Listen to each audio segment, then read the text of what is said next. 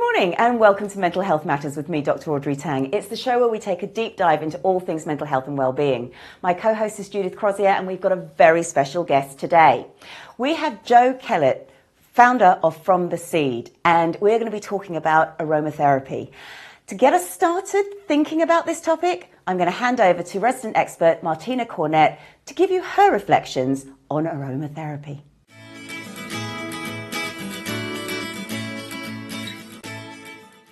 I absolutely love fragrances and beautiful scents, so I will love talking about this subject. It's a practice which is based on aromatic materials and obviously including essential oils, intending to improve our psychological and emotional well-being. We all favor different scents and fragrances, hence there is a huge choice in perfumes, body sprays, scented candles, air fresheners, and of course pure essential oils, which can be used to inhale or in a diffuser or in a bath for relaxation, healing, or energizing. Often we connect certain experiences or memories with a scent, like freshly cut grass. We may think of summer, holiday, countryside, golf course, garden, or freshly brewed coffee, another favorite of mine. We may think of our favorite cafe we like to go to, our friends, family, home, morning. So certain fragrances and or scents remind us of a particular person even. We all have a scent memory. Aromatherapy is a safe and effective way to enjoy the benefits of essential oil. Aromatherapy qualified therapist will advise you on that, or if you already have some sort of therapist in your life, you can always ask about aromatherapy. You might find some good recommendation.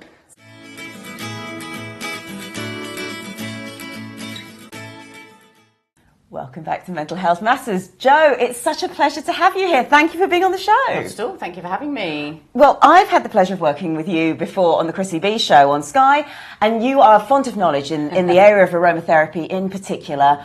Please tell me how you got started with From the Seed. Yeah, absolutely. I think I really thought as a child that everybody was fascinated by smell and that they were something they were really into. And I didn't really sort of appreciate that until I was much older. So I was always sort of like overwhelmed by really strong smells. I really loved my mum's perfume and I used to make sort of crushed rose petals in the garden and make sort of potions. So it kind of was in me.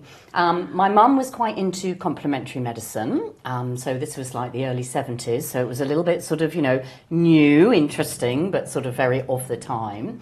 And then fast forward years later, I used to work in the theatre as a stage manager. Yes. Which is a very sort of, intense sort of working life. Was recently married and I'd done 9 years in the theatre and I knew I wanted to have a family. And theatre and family are not ideal. So I was working on a West End show at the time and I had a really bad sort of flu. Show must go on, not allowed to take time off. And the wig mistress on the show I was working on was really into her essential oils. So she introduced me to eucalyptus and thyme. And suddenly I could smell, my head was clear and I was like, oh, this is interesting. And my flatmate at the time, she was diffusing essential oils. And I loved massage. And when I did a bit of research, I was like, oh my goodness, you can put these two things together. You can do smell and massage, which is sort of true aromatherapy when you see an aromatherapist. So I gave up the theatre, went and trained for a year. And here I am, nearly 30 years later, still loving it. That's so fabulous, and you can see the passion that you have for it. I could talk about oils and smell all day. Well, that's good, because that's what you're here for. Oh, amazing. So, for those of people, I mean, you've just touched on what aromatherapy is. It smells and massage. So, can you expand on that a little bit? And how would one of your sessions work? Sure. I mean, that's a classic use of using the essential oils. So as an aromatherapist, I'm a practicing massage therapist, aromatherapist. So you would come to me, and if you see an aromatherapist, I hope, they would do a full consultation. So we spend a bit of time understanding your physical needs, your emotional needs, a little bit of medical history. We're not medically trained, but we do anatomy and physiology, and we understand some pathology. And then what that does, it allows me to choose a bespoke blend for you. So then I would choose the oils, encourage you to smell them as well as the client, because there's no point in having a treatment with something you don't like. Yes. And I know we're going to touch on that later. And then you would have a massage with the essential oils in a base oil, a vegetable oil. But there are other ways you can use them. You can use them in lotions, creams, skincare. But a sort of classic aromatherapy treatment is going to an aromatherapist, having a massage with the oils, maybe having something to take home, like a rollerball or a blend for the bath or a body rub in some way. Okay, lovely. I'm sold already. Oh my goodness. I mean, but with that, you are a really big advocate of high quality oils and essences and so on. And are there any you'd particularly recommend? Because some people out there, I go into a shop, it's a bit like tea. There's so many choices, and I just don't know what to choose. Yeah, absolutely. Unfortunately, there is a lot of good stuff out there, but and a lot sometimes hidden. So names that if you're into aromatherapy, you'll have heard of Tisserand, Niels Yard. They are good. They've got history, they've got legacy, they've got heritage. They know what they're talking about. A good thing to look at is that all the oils should be very different prices, because the extraction method is reflective of the price, the cost. Like, for example, Rosotto, which is one of the most expensive essential oils, should cost, upwards of £40-50 for a really small amount, because you need hundreds and hundreds of rose petals to make one drop. Whereas something like the citrus oils should be, under £10, because they're really easy to extract the essential oils from them. So that's a good point. And always look for the Latin name, the botanical name, because there are many different types of lavender, many different types of eucalyptus. Which one are you selling? Which one are you talking to me about? So that's a really good thing to look for as well. Oh, I would never have thought of that, and I wouldn't have even considered price. No. I would imagine them all that would be the same, similar because prices. they're all small, but exactly. Yeah, so if someone's selling them all the same price, stay away. Avoid. Brilliant. Very good tip. Yeah. Thank you. Yeah, gosh. Oh my goodness. So for kind of broad issues that a lot of people might have, like not being able to sleep or stress, which ones can we look out for? Or is how long is this piece of string? How long is this? Exactly. Smell is so personal. Yeah. It's very personal. It really talks to us in different ways. Obviously, there are oils that have particular therapeutic properties. So a very famous one, lavender. Most people who have any notion about aromatherapy will know a little bit about lavender. And it is a classic sedative. But there are other oils that are sedatives. There are other oils that are digestive tonics. There are other oils that are good for muscular aches and pains. There's a lot of choice. There's a massive choice. Yeah. And that's why it's so individual, because it's so bespoke. Does that smell speak to you? Does it resonate with you? And then then you can choose the oil sort of accordingly to how you want to feel, whether that's emotional or physical. So it's not a one answer that covers lots of I'm things. afraid It's not. much more in depth. No, but that's good. That's good, because then you can tailor it to that Exactly. person, and they can end up with the best experience for them. Yes, exactly. So if when you see a true aromatherapist, they should make a blend for you that day. How do you want to feel? What are your needs today? Having taken the bigger picture of how they're feeling overall in their life, their lifestyle, their stresses, etc. And you're making a bespoke blend for that person on that day. That's really, again, important to know, because so often, I guess, you go to a massage and then they just say, oh, would you like some oils? And you just go, yes. And what you're talking about is you're actually encouraging people to think about how am I feeling? Exactly. What works for me? We've lost a lot of that, and that's incredible. So all my clients know, my regular clients, when I get to that point, so how do you want to feel today? They all go, I've been thinking about it on the way over, Jo. Because they know I'm going to ask them that. Because it gives them, we're giving also as a complementary therapist, you're giving the responsibility back to you. You know how you feel. I don't know how you feel. Yeah. I'm there to facilitate and to help you. But it's got to come from you. It's got to come from what you want to feel or change or alter in your health and well-being. And just to pick up on that point very quickly, when you talk about how you want to feel, to actually really think about that, it's so easy to off the cuff go, I just want to be happy. But actually, a lot of the time when I'm happy, I'm actually satisfied or I'm relieved. And sometimes actually those emotions are really nice. Yeah. Yes. So that's... Yes. And they change each... Yes. If you have regular clients, they change each time. Exactly. I mean, some clients, they may be coming with a particular presentation. They may be coming with menstrual pain, inability to sleep, as you said, as you suggested. So there may be an oil that runs through their treatment, but then we bring in other ones. I'll bring in other ones that this day they want to go home and go to bed, or they want to feel energized because they've got to have a meeting or something. So it really is tailored individually. Oh my goodness! Right, I'm so happy we've got a whole show on this. Jo is staying with us, and we'll be back right after this. What's up? It's Brian Randolph, host of Keeping It Real with Randy Boy. You can catch me every Saturday morning at 11:30 Eastern Standard Time on Vitality TV, right here on E360 TV. Check me out, Randy Boy.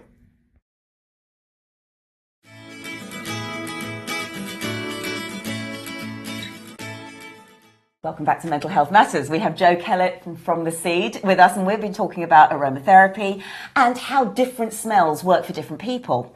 Now, in terms of the newbie who's gone and said, I need to sleep better, are there blends that are already made up, or because you talk about the aromatherapist putting things together, is there something that we could just almost get off the shelf? Absolutely, yeah. There are products out there that have been designed and blended. I work for Tisserand. I do work for Tisserand, and I make their blends. So the blends you see in the shop, and Neil's Yard do the same, and other companies do the same. Yes. So if you want to get into aromatherapy, but maybe you don't want to have a massage, but you want to start using those oils, those blends are kind of ready designed for you. So there'll be 4 or 5 oils in there that are sedative, calming, soothing for sleep. Other oils that are energizing to make you feel uplifted, and they're ready to go. You could start with that.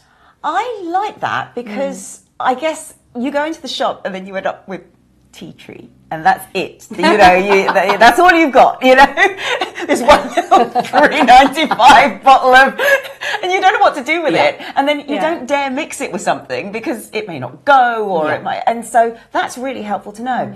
Now, we've been talking about the importance of massage as well as the smells.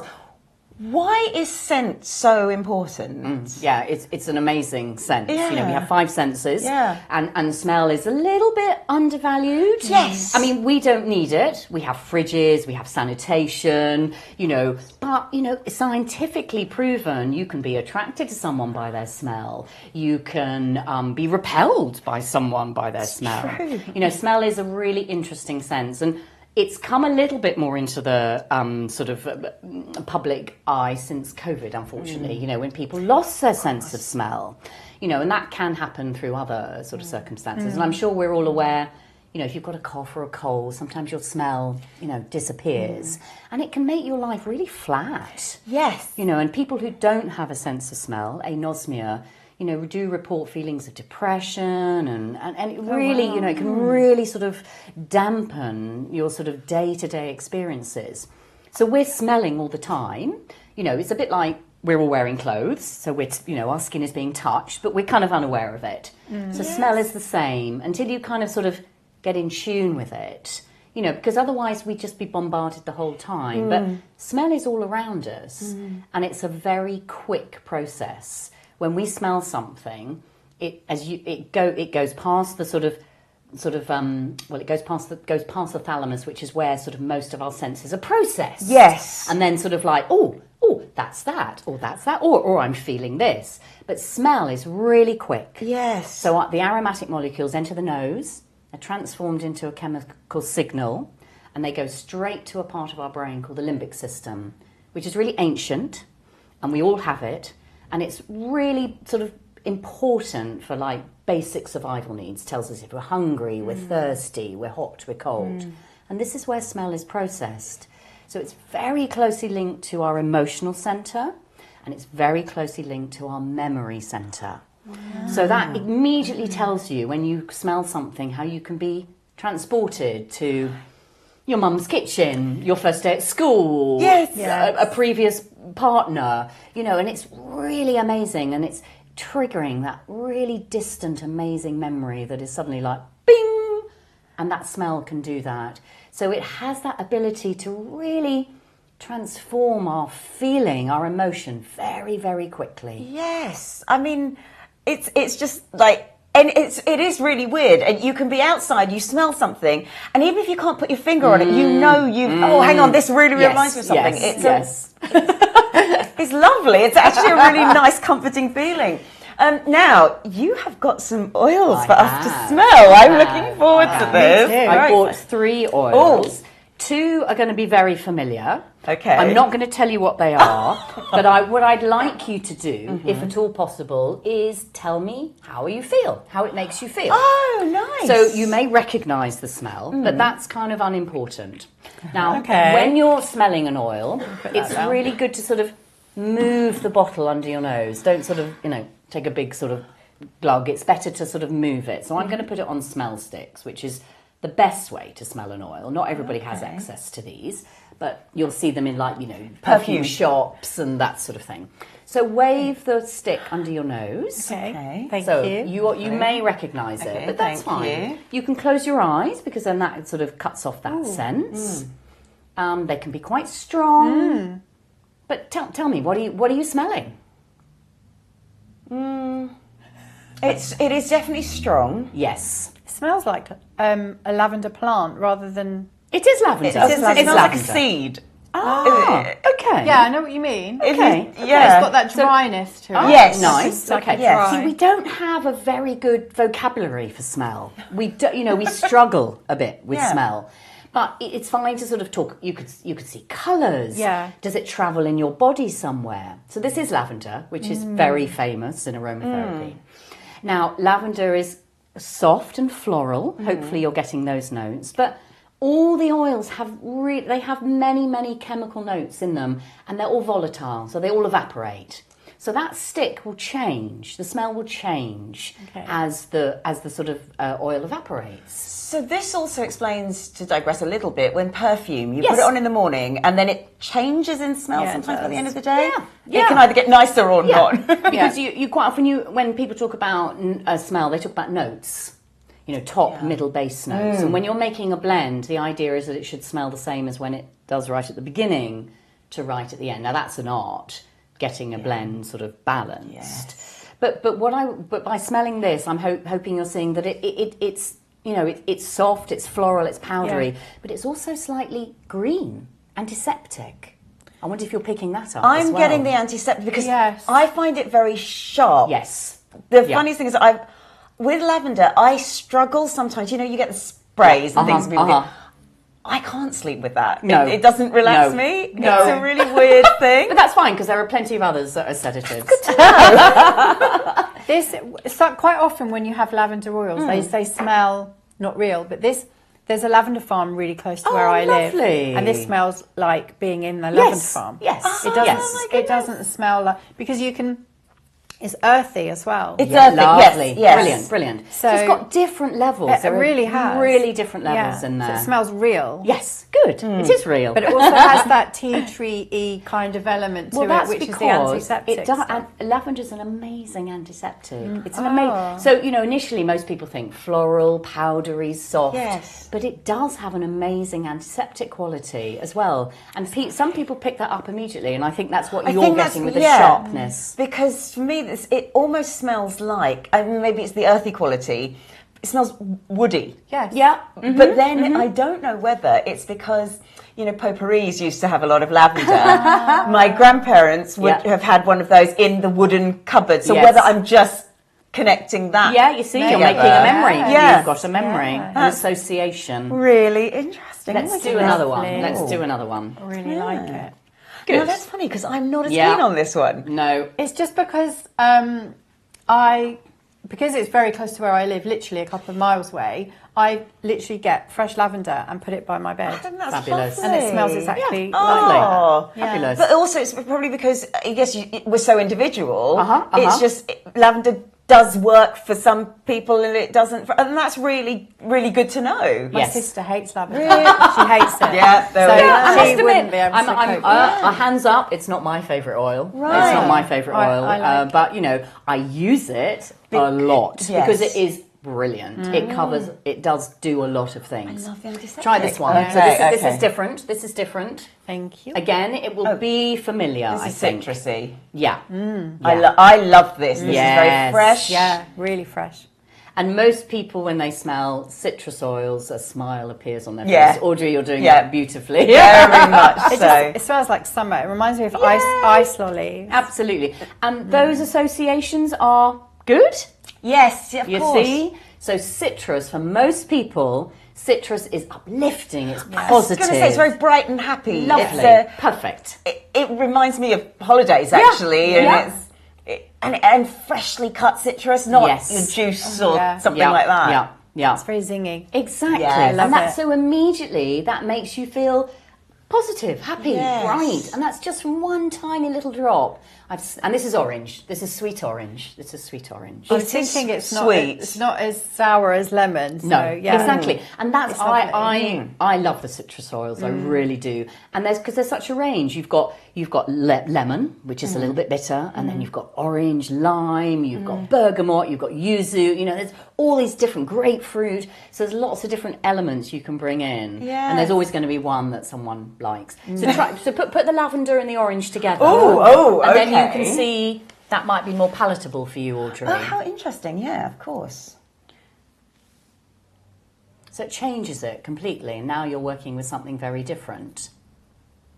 Might not be ideal. No, it does. It softens. Yeah, Softens the lavender. softens it. It's taking away the sort of more medicinal smell, the antiseptic smell, softening it, and that's the joy. That's the fun when you start putting the oils together and having a play. It's very creative. It's great fun. But I would never have put them together. No, me neither. I would have dared. I would have thought actually lavender and citrus sounds so different. Yeah, exactly.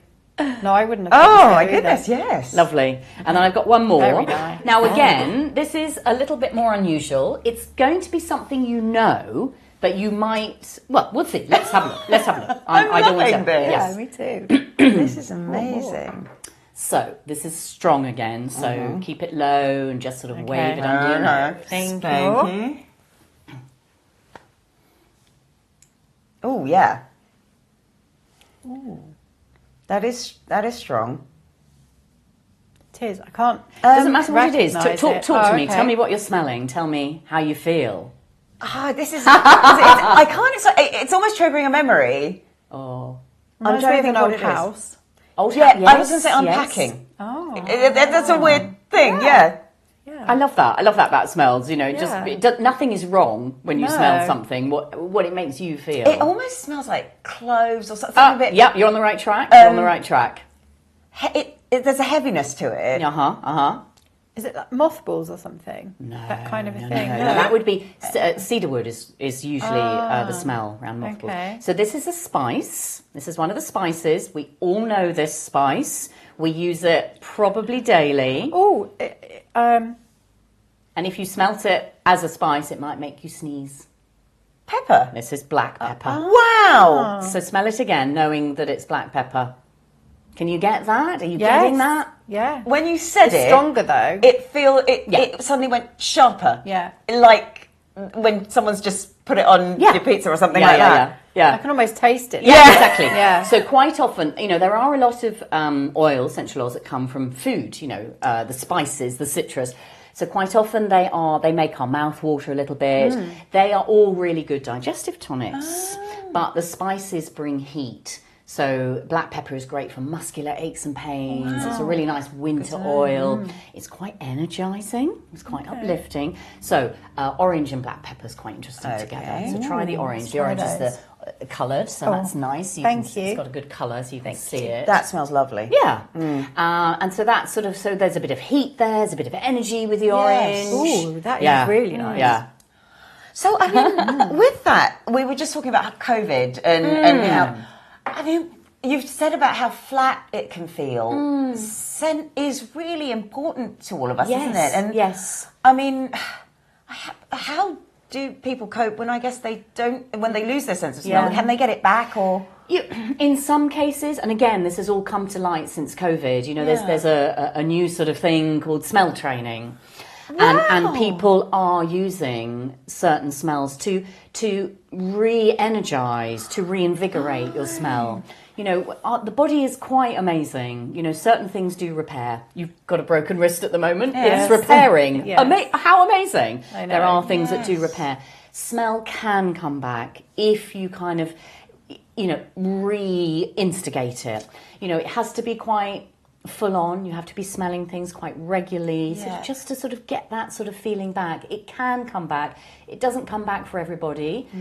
Some people, if you know, through head trauma, can lose their sense of smell, and obviously that unfortunately probably won't come back. My grandfather lost his sense of smell in the war. Oh my goodness. Yeah, and so he could never smell, and he couldn't really taste a lot of things as well. Smell and taste are really connected, really connected. But you know, I was terrified in COVID. I was like, I don't want to lose my sense of smell. It would be really well, that's your work, isn't it, as well? But our sense of smell changes as well through our life. Women tend to have a better sense of smell than men. It's just biology.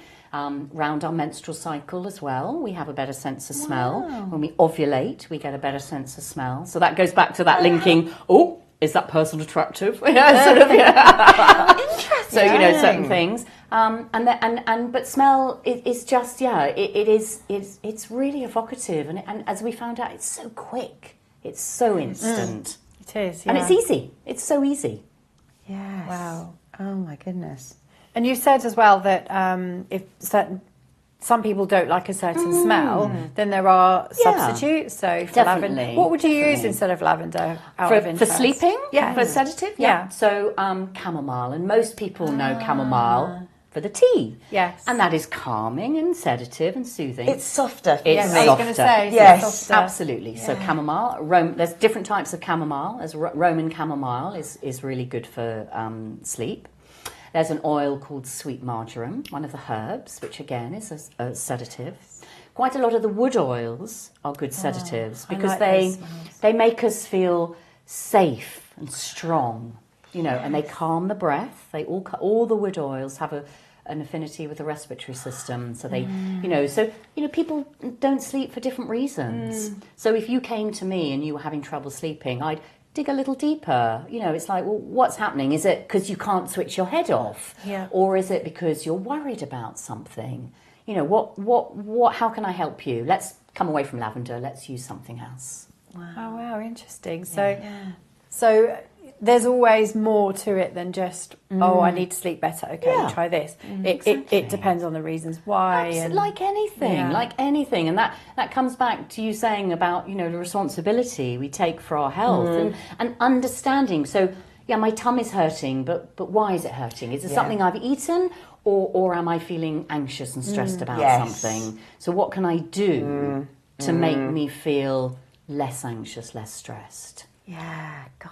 Well, it's the true sense of the word aromatherapy. Yeah, it really is, isn't it? And you know, I think it's beautifully holistic aromatherapy because, as all complementary medicine is, because it really does look at the bigger picture. We're not disconnected.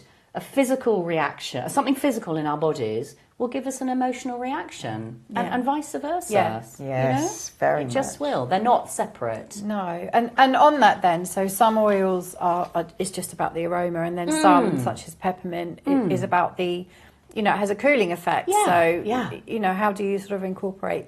Yeah, so again, they're all so different. They'll all have different properties. Peppermint's fascinating. Yeah. Again, a lot of people know mint as a digestive tonic. Yes. And it is a wonderful oil for digestion, but it is cooling, so it's great for summer heat, maybe sort of for menopause, hot flushes. There's a chemical in peppermint, menthol. Most people know the name menthol. And it sort of kind of tricks the nervous system into feeling cool. Even just smelling menthol gives you a reaction of coldness. You can feel that around your face already, yes. So it's the chemical reaction of menthol within the cells, within your body, that goes, oh, this is cold. It's not changing the temperature within you. It's giving you a sense of coolness, which can be sort of, you know, helpful in hot days or hot flushes, that sort of thing. Yeah. Gosh, how interesting. You know, they're all, you know, there's many different chemicals in each of the oils, and they all do different little things. Oh, gosh. Yeah, no, I love It's that. huge. It's a massive subject. And why are there particular smells that, not necessarily oils, but smells that we all love? So freshly cut grass, fresh rain. Yeah, you know, yeah. What is that we're getting from those? I think maybe just because they're possibly quite familiar, maybe. But the smell of rain, the smell of, is called petrichor. It's got a name. Wow. And it's sort of scientifically. So when we have a dry spell, plants release a chemical to sort of stop them sort of working, to be more efficient. Don't grow at the moment, rest a bit, there's no water. So when the rain comes, that gets released. So that's what we're smelling.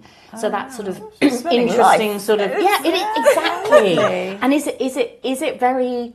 I sometimes think it's really sort of ancient, you know, because rain would mean life. It does mean new birth. It's energy. Yes. You know, so even though, you know, oh my God, it's raining again. Yeah. You know, when we've had a dry spell, that would have been disastrous for crops and life. Yeah. So that sort of celebration of rain when it comes.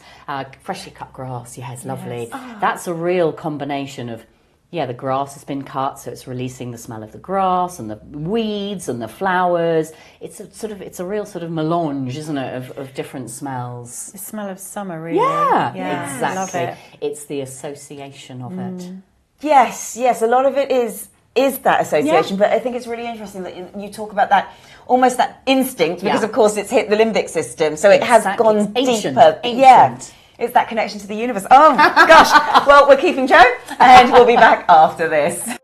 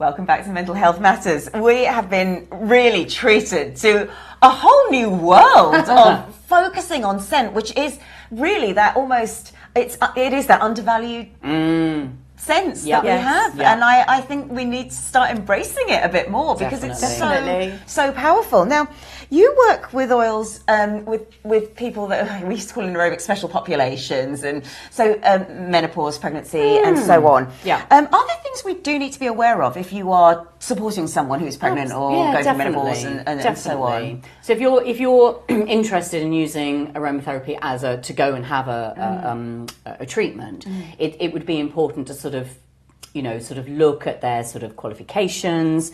You know, therapists tend to sort of specialise. So my speciality is women's health. I see other people as well, but someone might have sort of cancer care speciality or skin care speciality. So when you learn aromatherapy, you sort of get your basic level, your diploma, and then as an aromatherapist, we have to do 12 hours continued professional development a year to get our insurance every year. And people quite often sort of, then go down a track that they're interested in, a speciality. So on my website, I talk about women's health. Yes. I have a very dear friend and colleague who does a lot of care around cancer care. So, she does a lot of clients with cancer care. And you do. There are some oils you mustn't use. Right. There are some oils that you would reduce the dilution of. And especially around sort of pregnancy, older age, people with complex medical needs. Again, there would be certain oils that you would avoid.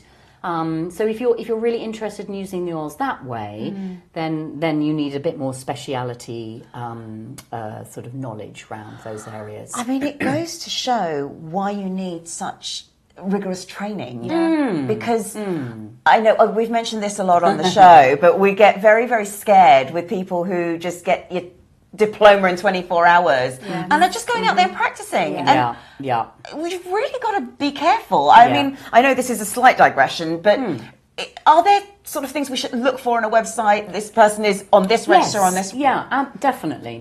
I would. There's a really good starting point. The sort of highest recognised training for aromatherapy in this country is managed by the International Federation of Professional Aromatherapists. Bit of a mouthful, IFPA. And that's a really good. If you see that, then you know that person has been educated to a really good standard. Yes. And they also, what's really helpful on their website, they have a therapist location by geography. So you can put in your postcode and you can find an aromatherapist in your area. So that's a really good starting point. There are other organisations. But that's a good one to sort of start with. That's brilliant. And then we've talked about the ICF for coaching, the BACP for counselling. Exactly. There are certain registers which have the prestige and the training behind it. And that's and so unfortunately, important. the public are not always aware of that. Yes. Because as you say, unfortunately, there are some courses you can do. It's like no. I trained for a year. And then we had to do a certain amount of case studies. Clients. Absolutely. Yes. Absolutely. We talk about this a lot, so those are things to look for. You must look for those particular registers, not just any random. Exactly. To be initial. safe. To be safe. Yeah, absolutely. And so you also do massage, and massage is great for life events, for special populations and so on. But it's also good for flexibility and mobility, and I don't always think of it like that. No. I'm stressed, so I need a massage. But actually, it's sometimes good to just have it preventatively. Absolutely. Well, I'm very fortunate. I have a really strong cohort of regulars who've been coming to me. Some clients I've been seeing for, goodness, over 15 years, the same people. And they're coming for sort of, as you say, maintenance. Quite often we think of massage as a treat or but honestly, gosh, if we could all have massage once a month, we'd live in a much happier world. Touch, I'm very fortunate, I love smell, but I think the power of touch is amazing. And to massage someone, to have that trust with your client, to let them massage you, to see them fall asleep. I love it when clients snore. It's such it's a compliment. So we've got the ability there to simulate touch and smell. And, when we touch, when we are massage, when we stroke a loved one, a pet, we cuddle our family members, friends, we are encouraging hormones to be released. We encourage the love hormone, which I've forgotten. Oxytocin. Oh, thank you. Oxytocin.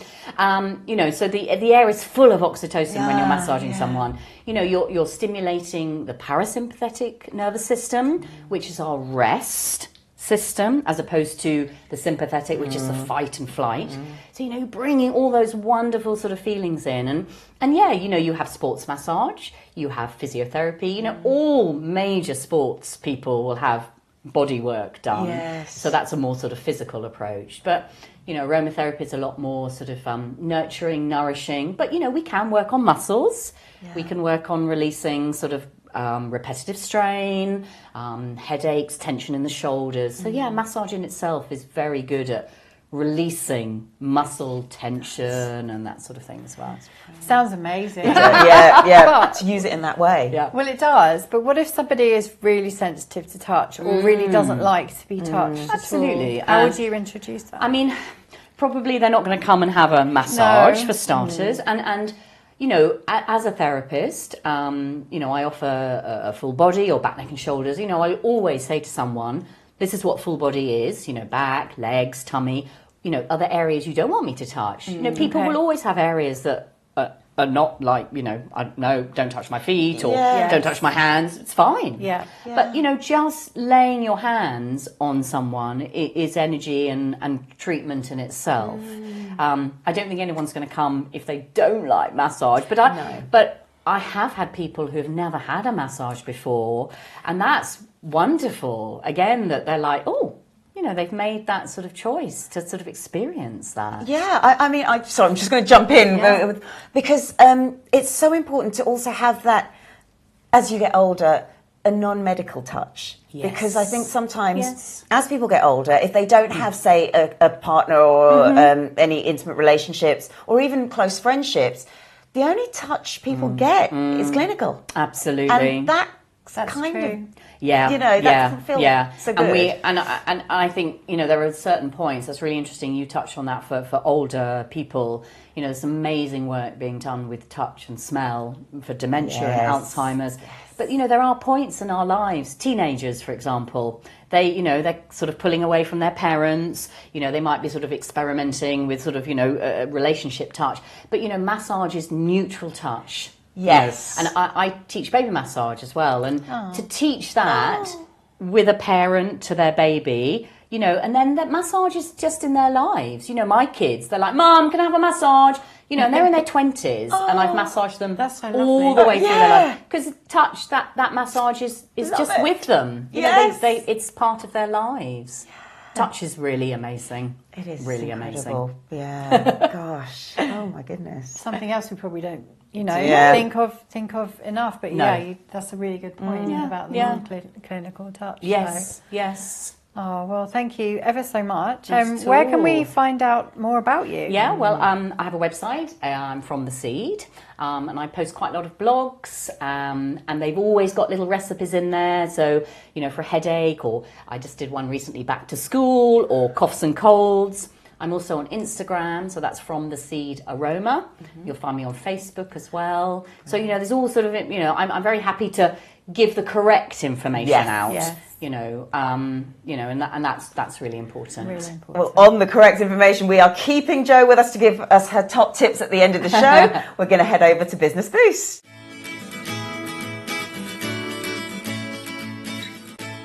Today's Business Boost, I thought I would pick up on today's show, which is all about aromatherapy, the power of scent. But before you go rushing off to put diffusers all over the office, do consider individual needs, because certain smells are not going to work for everybody. Certain smells might give some people a headache. Certain smells will be wonderful for some and really be productive. And all of those things are really positive, because you do get better concentration. You do get more productivity. You do get less stress if the right smell is for the right person. So sometimes you can use things such as aroma sticks, the roller balls. There are many different products that individuals can use. And another thing that's worth introducing into your office, and you know where Jo is now, is a trip to the aromatherapist. There are so many different things and different ways you can introduce aromatherapy. Just be mindful before you start diffusing it through the air.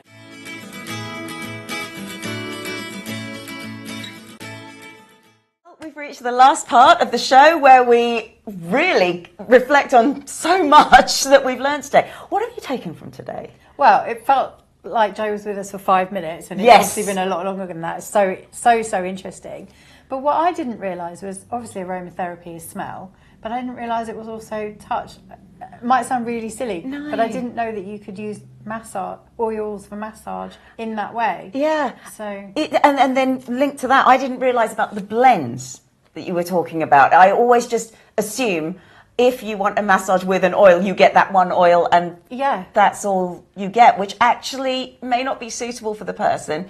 And the other thing that you said was about how do you want to feel afterwards. yes, To give that choice to somebody is amazing, and we don't think about that enough. Without even going into aromatherapy, we don't think about that enough. Yeah, and that's what you're encouraging us to do. That is brilliant. yes. Oh, gosh. Wow. You must come back again. I'd love to. We need to talk about women's health as well, especially menopause, perimenopause in particular, and so on. And I guess how things change over the lifespan. Because it is funny. You might go for a massage all the time, and then suddenly, I don't want that smell anymore. You're really repelled by it, and you don't know why. Mm-hmm. It's true. I suppose your taste change with smell as well as everything else. Yes. Yes. So that would be fascinating. So we're going to pass over to our special guest, Jo, to give us her top tips when it comes to aromatherapy. Yeah, definitely. So I would definitely suggest start small with your collection. I know it's exciting. I'm going to buy 20, but just maybe start with 3 or 4. They do have a shelf life, approximately around about sort of 2 years. Some go off quicker, some may mature and last, but around about 2 years. So just buy a few bottles and have a start to sort of play with them and start to put them together like we did today. Have some look into how you're going to use them. It's really important to have some information behind you. I was commissioned to write a book, Aromatherapist in a Box. That's fantastic. And then just looking at some of these cards. So I'm just going to take out the uplifting and energizing, for example. Please do. So they're beautifully illustrated. Oh, they really are. So these are all the different oils you can get. So you've got lime, lemongrass. So this is all the lovely. I love these ones here. And the images on the front, very calming. I like that. And this one, it teaches you how to blend. So it's a top note. So that's the strong oil that comes through. Blends with most other oils.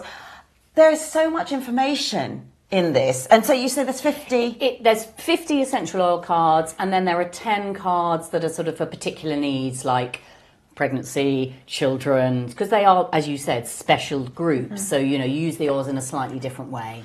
And then with this, for example, uplifting and energizing, this is where you can say, oh, well, I don't like lemon. Yeah. So what alternatives can I have? Yeah. And no, it's not all citrus. There's cardamom in here. There's rosemary in here. Yeah. So and those are very different. Exactly. So that the cards are divided, so it gives you a starting point. Again, how do you want to feel? Today I want to feel grounded. Go to the grounded section, pick an oil, and then but maybe I also want to feel uplifted. What's that going to go with? And that will guide you, so you can make a blend, or you can use one oil. Yeah. This is absolutely brilliant because this is not only talking about you've got the key attributes in here, you've then got what aromatherapy is. So if you haven't watched the beginning of the show, A, rewind, and B, you can get this here. And how everything works, the chemical properties. This is a really complex subject that's put in accessible terms. Yes, exactly. It's based at the enthusiast, maybe the beginner. Because as we've said, there is a lot of misinformation out there. So it's really important. More drops is not going to give you a better effect. Stick to the drops. Stick to how much, the recipe. Don't use the oils for everybody. And this will guide you in your sort of beginning of your journey. Absolutely brilliant. And you know where to find Jo. If you've been using essential oils, if you have been thinking about how you want to feel, do leave a message in the comments and have a healthy week.